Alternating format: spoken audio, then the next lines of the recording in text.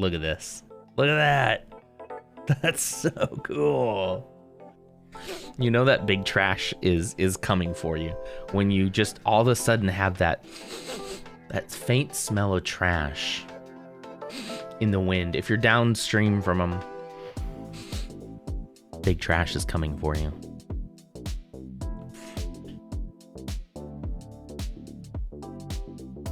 I'm not puking there, I just had to cough. That probably looked like I was gagging or something, but no.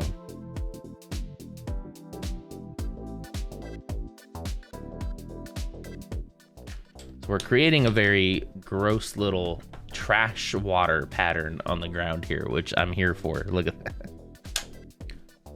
Trash water. The trash adds extra flavor. Ugh. Have you guys ever been to like a trash dump? I used to actually go to trash dump quite regularly back home.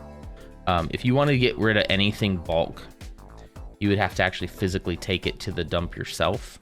There'd be this big building, not too far from our house, actually. This big building you drive up to, and you kind of show the guys like what you have to dump. And I don't think it was free. I think you'd have to like pay depending on what it was. And you pull up to this big building with a huge dumpster in the back, and you just basically throw everything on the ground, and then they'd come in with machinery to push it into this big trash compactor. That's really what it was, a big trash compactor. And I tell you, it is one of the worst smells I think I have ever smelled. It's disgusting. You've gone once? Yeah. Oh, posture check. Shoot. Thank you, Troy. It's disgusting. It's really gross.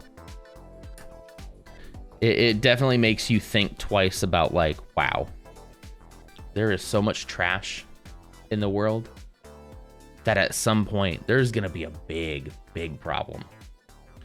Isn't there already? Oh yeah, I mean it's already a big problem.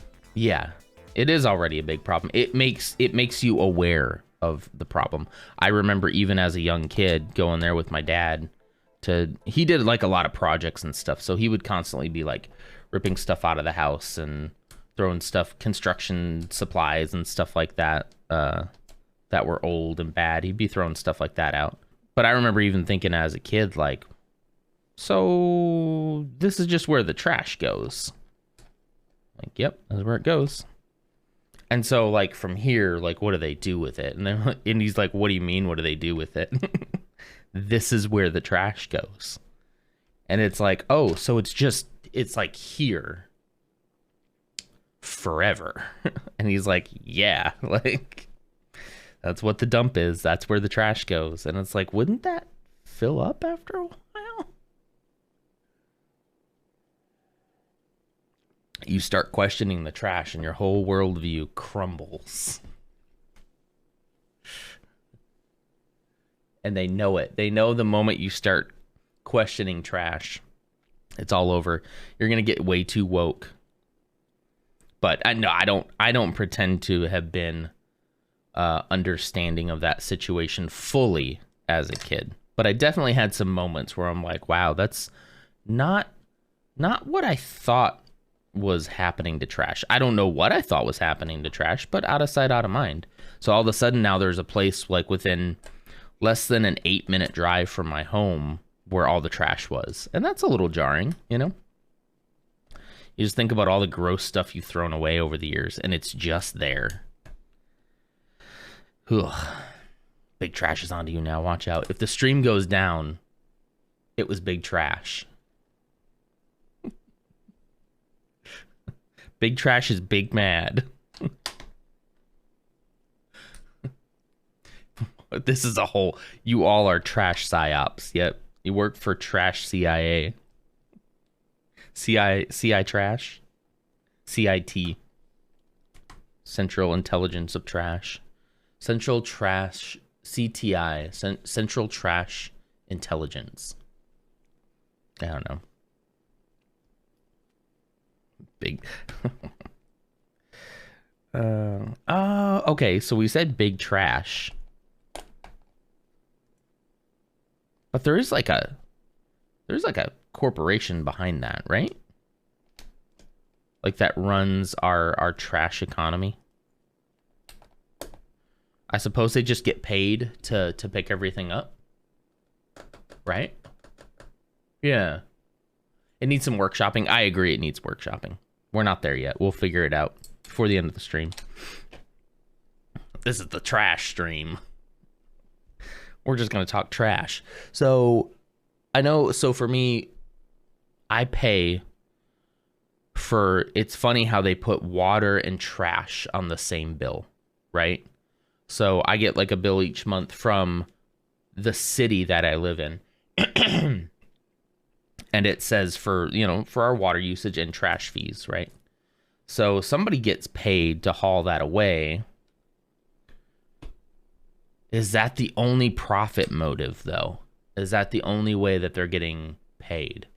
Here, the trash place was this row of low garages where you could just drop stuff that was still good, but you didn't want anymore. And there were areas where you could toss specific types of trash over a wall. Nice. I think it would be good to have safe places for people to put things that are like, look, this is great, I just don't want it, and I'm not really interested in making money off of it, to where other people could come and take it without there being stigma around that. Like, I think in this world, it's sad that people have to feel like they need to dumpster dive to survive, but also at the same time, I know people who have done that. I worked with a guy who was he wasn't like a full-time dumpster diver, but he would definitely like go and check out dumpsters. So, okay, maybe he was, but like, I think that term has a bad connotation for people who are kind of down on their luck, lower income people. But I think they can find quite a bit of good stuff in there. So it's a little sad that there's just really only one way to kind of get rid of stuff, is either try to sell it, or find somebody who can take it for you. So there should be more socially acceptable ways to get rid of stuff like that.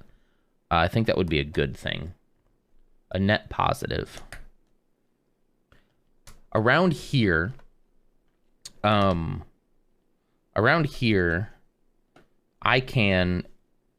like a trash day on Monday. It's like a bulk pickup day. And so it's understood that most people put up bigger stuff on that day, and you put out stuff at the road with the intention of, if someone wants to come take this, they can, before the trash people get there. And almost every time I put out something large, somebody has come and taken it. And that actually, I'm actually happy about that, because I'm glad someone else could either get some use out of it, or that they could sell it and get some money. More power to you. I think that's great. So that is kind of understood in our neighborhood. So you try to put things to the road when it's not raining, when it's not going to get damaged by weather, because then it's like, well, somebody can use it, you know? Here, the trash place. Oh, I read that one. And then there were areas you could toss specific trash. Don't they make methane from trash? Do they? Or does trash just make methane from landfills? Or does trash just naturally make methane? Methane emissions from landfills. Municipal solid waste landfills. So solid waste would be human fecal matter. Johnny Depp. Human fecal matter. Municipal solid waste landfills are the third largest source of human-related methane. So yeah, they take, like, everything we flush down goes into that kind of... Yeah, I do think trash would emit some kind of methane at some point. Is a landfill the same thing? Let's see. Here's the EPA. Landfill gas. Landfill gas, or LFG, is generated during the natural process of bacteria decomposition of organic material. Sorry if I didn't make that big enough for y'all. Contained in landfills. A number of factors influence the quantity of gas.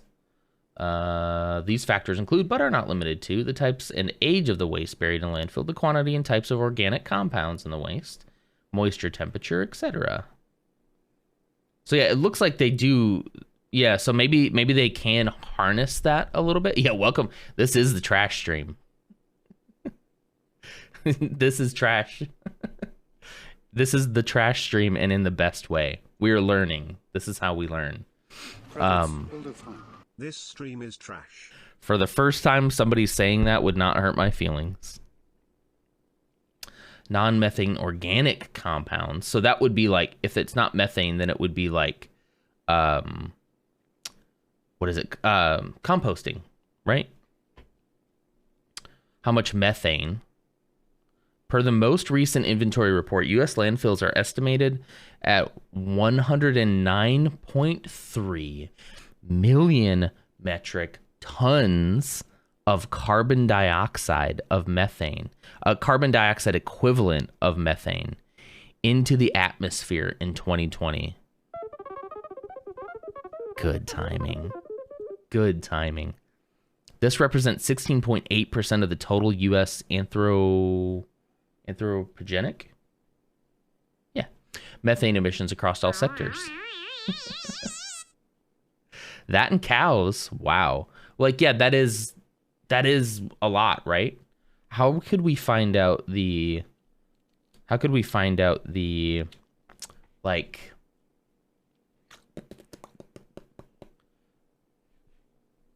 what is the most methane?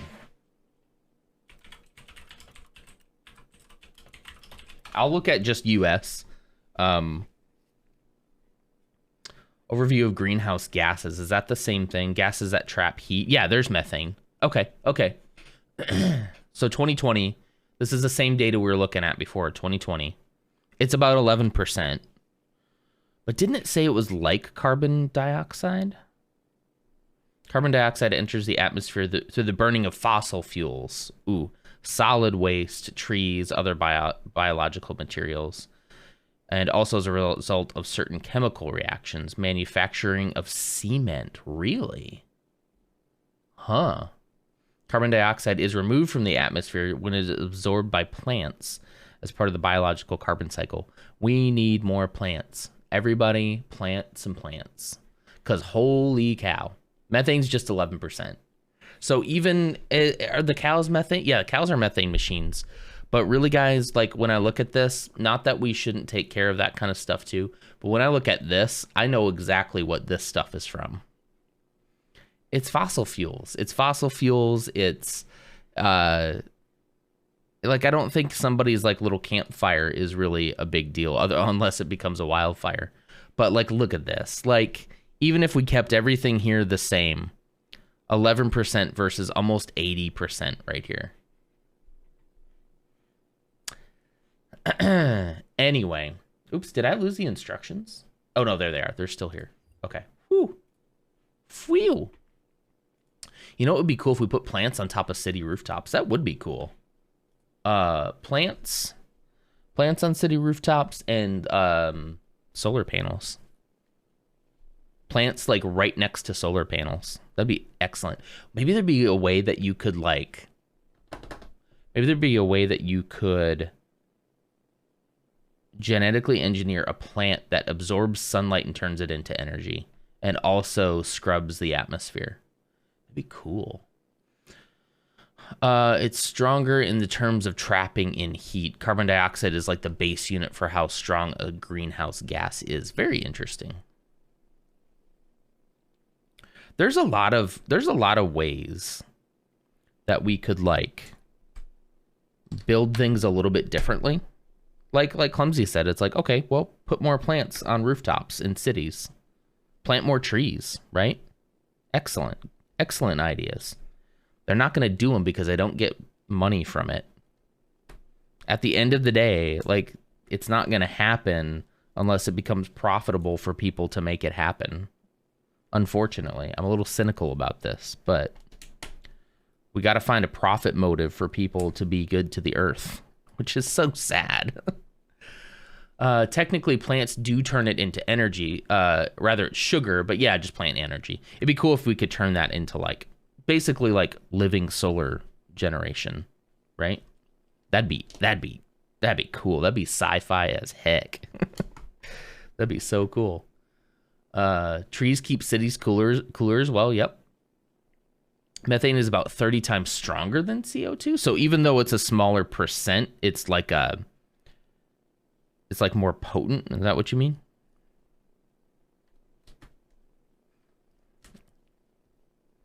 I mean, I would believe that it's more potent because, whoo, it smells. Woohoo, capitalism. Yeah.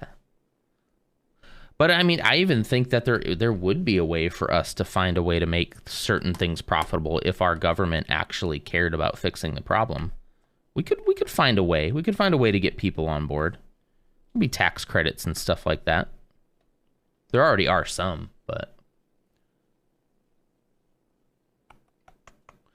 there have been issues with planted buildings and so on, causing city people to be all, ew, bugs. Bugs are a natural part of the cycle as well. I get it. I don't enjoy bugs. However, like, oh, I missed a spot. I'm not like, yay, I love bugs, but at the same time, it's like, come on, that's part of it, you know? There are certain bugs I enjoy keeping out of my house, but if they want to be outside, they are more than welcome to be outside as long as they want, you know?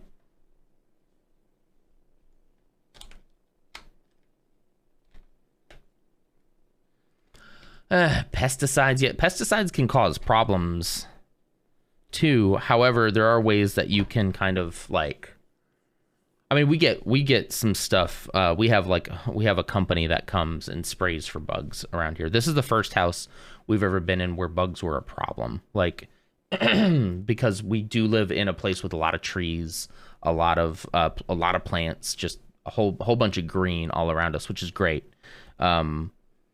So we do have some treatment that definitely helps keep bugs out of the house.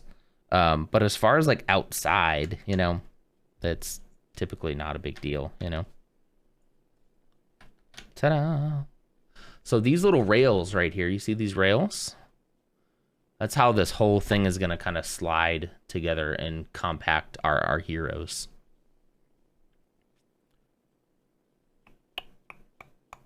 Because aren't bugs also just a natural part of the ecosystem too? So like if you're trying to make eco cities that are eco-friendly, I hate these terms, but you know, if they're friendly, then that is part of the ecosystem, you know?